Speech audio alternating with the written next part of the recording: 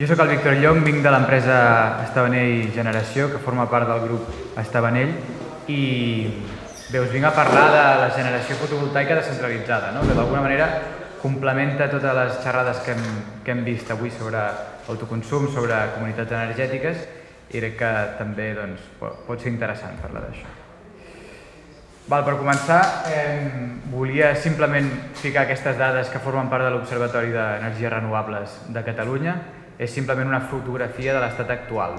Recordem que a nivell europeu s'identifica que estem en situació d'emergència climàtica, s'estableixen uns objectius i cada país elabora el seu pla per assolir aquests objectius dins de l'Agenda 2030 i 2050. Això és molt important perquè hi ha molts objectius que probablement els podríem assolir el 2090 o el 2100, però no estem en aquest cas, no ens podem permetre això. I dins de Catalunya existeix, també des de la Generalitat s'ha fet els deures d'alguna manera i existeix aquesta voluntat de cara al 2030 el 50% de la generació elèctrica provingui de fonts renovables. Això implica, segons les previsions fetes pel PROENCAT, que al 2030 33,4 terawatts hora provinguin d'origen renovable i a dia d'avui anem pels 6,9. Això vol dir que queda per fer el 79,3% de la feina. Els objectius eren ambiciosos, però estem a les portes ja del 2023 i es veu que o canviem una miqueta el ritme o no els assolirem. No anem pel camí d'assolir-los. Aleshores, una miqueta des d'Estavanell fem la reflexió també de dir, d'acord, ens llegim el Pla Nacional Integrat d'Energia i Clima que hi ha des de l'estat espanyol i es volen abordar diferents eixos. Es vol abordar, com s'ha parlat en els anteriors ponents, del tema de certificacions energètiques, rehabilitació d'edificis, és un eix molt important. Un altre eix molt important és la mobilitat elèctrica. Un altre eix pot ser el tema de la generació. Dins de la generació elèctrica, l'autoconsum ha de ser una prioritat i ha de ser realment una aposta bàsica, però s'ha de combinar també amb un altre model de generació elèctrica de plantes descentralitzades. Aleshores, per començar una miqueta, el que ens plantegem és quines són les nostres raons de futur, en què volem contribuir. Volem contribuir en descarbonitzar l'economia. Això passa per també invertir per aquest tipus de plantes. Volem implicar el territori, volem assolir els objectius de desenvolupament sostenible, és a dir, volem fer tota aquesta feina a nivell de generació elèctrica, però no a qualsevol preu. I volem establir un compromís per augmentar la independència energètica a Catalunya.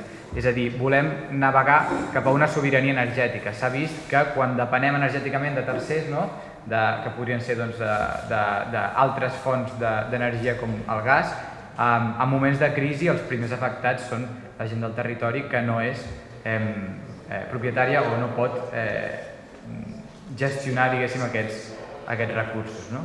L'exemple molt significatiu és, a mi de petit em van dir cal que reciclis si vols cuidar el planeta, i a mesura que creixes dius, reciclar és important, però hem de reduir, hem de reutilitzar, hem de repensar els materials en què estem construint els productes, hem de veure quin consum estem fent, si és responsable o no. És un conglomerat de decisions i al final reciclar és bàsic. I quan parlem de l'energia, l'autoconsum és bàsic. O sigui, arribarà un dia que entrarem a una llar i si no hi ha plaques al sostre direm aquí algú passa, de la mateixa manera que entrem a una llar i no s'està reciclant. Però no hem de deixar de banda que no és suficient. No és suficient per a aquesta transició energètica i caldran altres fonts com podria ser la biomassa, com podria ser la hidràulica, com podrien ser l'eòlica, com podria ser la solar distribuïda. Aleshores, dit això, agafem el bou per les banyes i sobretot jo entenc que tothom d'aquesta sala deu pensar igual, però sobretot les generacions més joves no acabem d'entendre què s'han fet aquests últims anys. S'ha estat d'alguna manera o perdent el temps o no hem anat navegant en la direcció que toca. Aleshores agafem el guà d'aquest repte, que cada dia és més gran que l'anterior, i d'acord, hem de fer plantes solars. Com les volem fer? Perquè no les volem fer de qualsevol manera. Doncs el model que nosaltres apostem des d'Estavanell és plantes de petita i mitjana escala, descentralitzades. Què vol dir això? Això vol dir que serien plantes de com a màxim fins a aquestes 10 hectàrees, fins a aquests 5 megawatts. Recordem que si estem parlant que un autoconsum per una família són entre 2 i 3 quilowatts, doncs implicaria un projecte d'autoconsum, 2.000 projectes d'autoconsum unifamiliar equivaldria a una planta petita descentralitzada, d'acord? Volem que aquestes plantes tinguin un baix impacte ambiental i una màxima integració en l'entorn, i això passarà per veure quines són les necessitats de l'entorn, on podem ficar plantes i on no les podem ficar. Aquestes plantes han d'estar properes al punt de consum, tampoc veiem lògic agafar i ficar una planta al mig del no-res i llançar una línia quilomètrica que evacuï tota aquesta energia fins als punts de consum. Hem d'aprofitar la xarxa elèctrica que tenim i al final també ha de ser un espai que aporti beneficis al territori, que a part de que es generi energia elèctrica es pugui veure beneficiada d'altres activitats més a nivell d'emprenedoria local o de formacions o del que sigui. I l'objectiu és aquest, és tenir energia 100% renovable i de proximitat. Al cap i a la fi, tampoc el que volem és ser els últims i portar tota l'energia renovable amb línies quilomètriques que vinguin de l'Aragó o de França. També volem ser sobirans energèticament. Aquesta imatge és bastant interessant. Això és una planta solar d'algun lloc del territori espanyol on tota l'àrea blava, diguéssim, està forrada de plaques. Això és una planta de 500 megawatts. Aquest tipus de plantes poden ser necessàries per la transició energètica, però s'ha vist que a Catalunya no tenen cabuda, perquè tenim un territori molt ric a nivell mediambiental i amb molta densitat de població, i no trobem espais on ficar això, d'acord? I és lícit, és el territori que ens ha tocat, no? Però una planta de menor tamany, que seria l'àrea d'aquesta, la que he dibuixat de color vermell, aquestes plantes sí que acaben en el nostre territori. Sí que acaben i és responsabilitat de molts municipis poder donar cabuda a aquest tipus de plantes. Al final també tota l'àrea blava és energia renovable, però no està en consonància amb el territori, i per nosaltres això és un eix fonamental. Estavanell té influència sobretot en Vallès Oriental, Osona i Ripollès, i al cap i a la fi no volem sacrificar un bé, sacrificar una part del territori per obtenir energies renovables. Creiem que pot estar tot en consonància. Aleshores, aquestes plantes petites de fins a 10 hectàrees o integrades al territori, quins impactes poden tenir a nivell social? Bé, primer de tot, el que he dit, és ficar el focus, que és transició energètica, però respectuosa amb el territori. Quan un propietari d'un terreny s'adreça a Estavanell i diu mira, tinc un terreny que podríem estudiar si aquí hi ha una planta, es comprova si hi ha una incompatibilitat urbanística, si hi ha una incompatibilitat mediambiental, si existeix xarxa elèctrica de distribució propera, si es fa una sèrie de filtres que realment, si el lloc no és adient, aquest projecte no veurà mai la llum.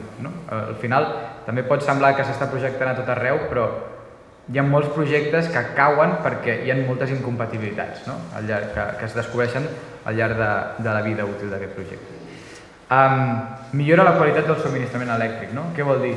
Si estem passant del model de centrals nuclears o de grans centrals que evacuen tota l'energia cap als municipis i estem passant a aquest model de comunitats energètiques, d'autoconsums, de plantes petites, tot això fa que el subministrament elèctric no depengui d'una única línia, que després pot venir un temporal glòria o pot venir el que sigui i ens quedem tots a les fosques, sinó que això li dona molta riquesa i descongestiona la xarxa de transport o la xarxa de distribució elèctrica.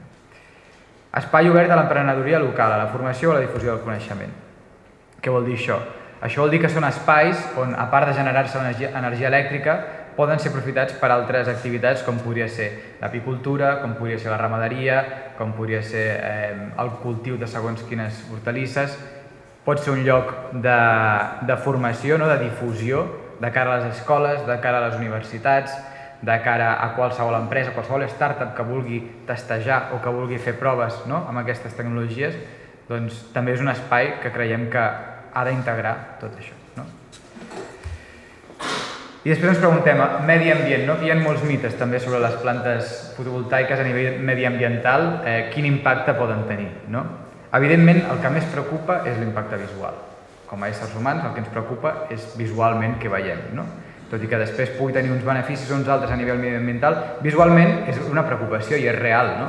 És per això que creiem que les plantes han de ser d'aquest tamany més reduït i que hem de mitigar aquest impacte ambiental, que hi ha maneres, que es poden tancar amb vallats vegetals, que es poden plantar línies d'arbres a la frontera si realment poden cobrir o poden mitigar tot aquest impacte paisatgístic.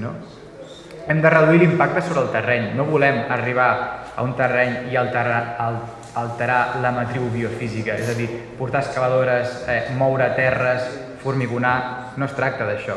Es tracta d'agafar i clavar uns postes que es claven entre 1 metre o 1 metre i mig de profunditat i com menys toquem el territori millor, perquè si algun dia aquesta planta queda obsoleta i es retiren les plaques perquè ja han passat aquests 35 anys que diuen els fabricants o 40 o els que siguin, allà es podrà tornar a cultivar o es podrà dur a terme qualsevol altra activitat perquè no s'ha alterat, diguéssim, el terreny d'aquesta manera tan dràstica. Reduir l'efecte barrera que pot tenir la planta per la fauna o reforçar l'ecosistema local.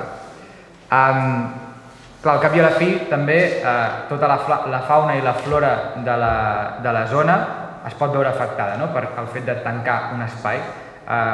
Si realment fiquem en el focus això també com una variable més d'aquesta planta i es ballen amb tanques cinegètiques, aquestes tanques el que permeten és que els petits esquirols o els conills o inclús els insectes o els rèptils o el que sigui puguin transitar, que no estiguem impermeabilitzant aquest espai i que realment la fauna local d'aquella zona pugui veure's beneficiada d'un impacte molt reduït. El tema de les cobertes vegetals. Fixeu-vos que al cap i a la fi molts cops la gent pot arribar a pensar que una planta fotovoltaica deixarà el terreny àrid, el deixarà de color marró. Això és mentida. Bàsicament les plantes fotovoltaiques el que necessiten quasi són jardiners, perquè estem alliberant aquest espai d'un monocultiu com podria ser el blat, com podria ser la civada o el que sigui, que antigament això era un bosc, que algú el va talar en el seu dia i es va cultivar, perquè ho necessitem i perquè evidentment també creiem en la sobirania alimentària. Però és molt curiós com de sobte si es deixa de cultivar tota la fauna i la flora autòctona d'aquella zona, totes les flors autòctones d'aquell territori, els insectes, les abelles, tot és com que envaeixen un altre cop aquest territori i generen molta riquesa a nivell de biodiversitat dins d'aquests espais. I tot això es pot fonamentar en mesures de naturalització, que també és una cosa que tenim molt ficat al cap. Hotels d'insectes, hàbitats d'estiu per amfibis, refugis per rèptils, tot això són mesures que hem anat preguntant molt als ambientòlegs i a empreses i a tercers de realment com es poden mitigar tots els impactes mediambientals i solucions existeixen, i hi ha. I són solucions que hem d'exigir en els nostres models de plantes i que han de ser igual d'importants que qualsevol altre aspecte tècnic de la planta fotovoltaica. Bé, he intentat resumir-ho tot bastant, perquè sé que anem molt malament de temps, però si hi ha qualsevol dubte o qualsevol pregunta... Perfecte, ha estat molt resumida i molt clara l'exposició.